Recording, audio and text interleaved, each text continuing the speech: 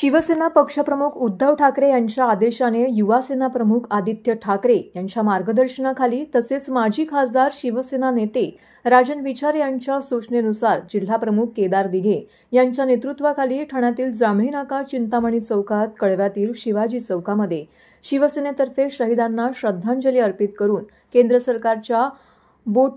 केंद्र सरकारच्या विरोधात या ठिकाणी काळ्या फिती लावून तीव्र निदर्शन करण्यात आले। शिवसेना ठाणे जिल्हा प्रमुख केदार दिघे यांच्या नेतृत्वाखाली मोदी सरकार विरुद्ध जोरदार घोषणा देखील करण्यात आल्या। तर या आंदोलनाला ठाणे शहर प्रमुख प्रदीप शिंदे, माजी नगरसेवक संजय तरे, माजी नगरसेवक संजय दळवी, सुनील पाटील, वसंत गवाळे, महिला आघाडीच्या रेखा खोपकर व महिला आघाडी यांच्यासह उपविभाग प्रमुख, उपशहर प्रमुख, शाखा प्रमुख, उपशाखा प्रमुख, शिवसैनिक तसेच जनतेचाही उत्स्फूर्त प्रतिसाद लाभला। यावेळी दहशतवादी हल्लेखोरांवरती कठोर कारवाई करून भविष्यामध्ये जवानांवरती असे हल्ले होऊ नयेत म्हणून केंद्र सरकारने योग्य उपाययोजना कराव्यात अशी मागणी उपस्थितांकडून यावेळी करण्यात आली।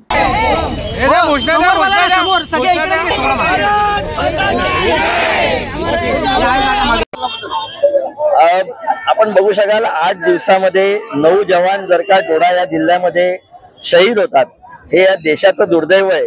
वेळोवेळी ज्या पद्धतीचं संरक्षण या देशातील नागरिकांना हे सगळे आपले सुरक्षा व्यवस्था आणि इतर सगळे हे